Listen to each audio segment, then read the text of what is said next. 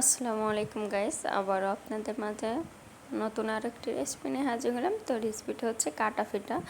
তো ঝটপট আপনারা কীভাবে কাটা পিঠা তৈরি করতে পারেন সেই রেসিপিটাই আপনাদের মাঝে শেয়ার করতেছি। তো আমি এইখানে কিছু চাউল ভেজে নেব। তো চাউলটা ভালোভাবে একটু ভেজে নিতে হবে। তো দেখুন, এই যে মিডিয়াম টু লো হিটে রেখে আমি চাউলগুলো ভেজে নিচ্ছি। তো অবশ্যই এই কাটা পিঠা তৈরি করার জন্য এই চাউলটা ভেজে নিতে হবে। তো সামান্য কিছু চাউল আমি ভেজে নিচ্ছি। তো চাউলটা প্রায় ভাজা হয়ে গেছে। তো অতিরিক্ত ভাজতে যাবেন না, তো হালকা লাল করে ভেজে নেবেন। তো দেখুন, এই যে চাউলটা ভাজা হয়ে গেছে।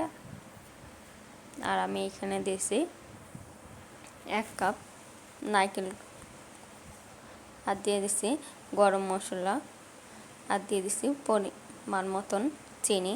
তো আপনাদের পছন্দ অনুযায়ী চিনি অ্যাড করবেন। তো দেখুন, চিনি আর নারকেলটা দিয়ে ভালোভাবে মাখিয়ে নিতে হবে। আর সামান্য 1 চিমটি লবণ দিয়ে দেবেন। তো লবণটা দিলে চিনির পরিমাণটা বেশি হয়। তো দেখুন, এই যে এখন চুলার জালটা দিয়ে মিডিয়াম টু লো হিটে রেখে এই চিনিটা গলায় নিতে হবে। তো অবশ্যই গলিয়ে নিতে হবে। আর ভেজে রাখা চাউলটা গুঁড়াই করে নিতে হবে। গুঁড়ো করে নারকেলের ভিতর দিয়ে দেব। তো কোন কোন জেলায় এইভাবে ভেজে রাখা চাউলের গুঁড়া নারকেলের ভিতর দেয় তা অবশ্যই কমেন্ট করে জানাবেন। তো দেখুন, এই যে ভেজে রাখা চাউলের গুঁড়াটা আমি এখন নারকেলের ভিতর দিয়ে দিছি। তো যখনই এই নারকেল থেকে চিনিটা গলে যাবে তখনই এই গুঁড়াটা দিয়ে ভালোভাবে 1 থেকে 2 মিনিট নাড়াচাড়া করে এই ডোটা তৈরি করে নিতে হবে। তো দেখুন, এই যে ডোটার কালারও লাল হয়ে গেছে আর ডোটা তৈরি করা হয়ে গেছে। আমি এখন আটাটা কেটে নেব। তো দেখুন, এই যে এইখানে পরিমাণ মতন পানি আর পরিমাণ মতন লবণ দিয়ে এই পানিটা গরম করে নিতে হবে। তো যখনই টকবগে গরম হয়ে উঠবে তখনই আপনারা চাউলের গুঁড়াটা দিয়ে দেবেন, বা আটা দিয়েও এই কাজটা করতে পারবেন, কোনো সমস্যা নেই। তো চাউলের গুঁড়াটা দিয়ে যদি তৈরি করা যায় তাহলে পিঠাটা অনেক টেস্টি হয়।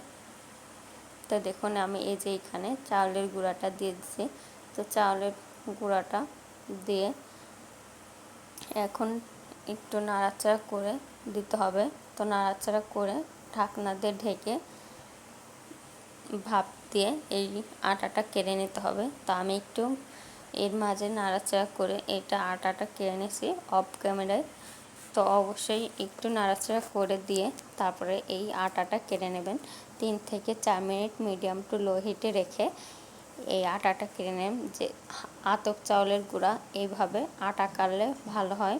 তো দেখুন, এই যে এইখানে উষ্ণ গরম পানি দিয়ে এই ডোটা এখন মাখিয়ে নিতে হবে। তো দেখুন, এই যে আমি উষ্ণ গরম পানি দিয়ে এই ডোটা মাখিয়ে নিচ্ছি। তো দেখুন, এই যে কীভাবে ঝটপট আপনারা এই ডোটা তৈরি করে নেবেন সেই রেসিপিটাই আপনাদের মাঝে আমি শেয়ার করতেছি। তো দেখুন, এই যে ডোটা তৈরি করা হয়ে যাচ্ছে। তো আপনারা এইভাবে ঝটপট আর দেরি না করে এখনই বাসায় কাটা পিঠা তৈরি করে ফেলুন। তো যারা মনে করেন ঝামেলা, আসলে এটা ঝামেলা না। রেসিপিটা যদি পারা যায় বা সম্পূর্ণ তৈরি করা যায় তো অতি তাড়াতাড়ি এই রেসিপিটা বানানো হয়ে যায়। তো দেখুন, এই যে আমি এখানে একটি রুটি বলে নিছি তো অফ ক্যামেরায়। তো দেখুন, এই যে আমি এখানে নারকেলের পুরটা দিয়ে এই যে একটা কাটা মেশিনের সাহায্যে আমি কেটে নিচ্ছি। তো কেটে একটু মুখটা চিবিয়ে নিতে হবে। তো দেখুন, এই যে আমি আর একটা পিঠা তৈরি করে দেখা দিচ্ছি। তো আপনারা এইভাবে ঝটপট রুটি বলে এইভাবে পিঠাটা তৈরি করে নেন আর সবার সাথে উপভোগ করুন। তো দেখুন, এই যে আমি এইভাবে পিঠাগুলো তৈরি করে নিয়েছি। তো সম্পূর্ণ পিঠাটা আমার তৈরি করা হয়ে গেছে। তো দেখুন, এই যে মাশাআল্লাহ পিঠা কিন্তু অনেকগুলো হয়েছে আর পিঠা দেখতে অনেক লোভনীয় হয়েছে। আর আমি এইখানে পরিমাণ মতন তেল দিয়ে দিছি। তো তেলটা মিডিয়াম টু লো হিটে রেখে গরম করে নিয়ে পিঠাগুলো দিয়ে দিতে হবে। তো অবশ্যই মিডিয়াম টু লো হিটে রেখে পিঠাটা ভেজে নেবেন, তাহলে ভালো হবে। আর পিঠাটা অবশ্যই লাল লাল করে ভেজে নেবেন। তো এই পিঠাটা যত মুচমুচে করে ভেজে নেবেন ততই মুখের সাথে লেগে থাকবে।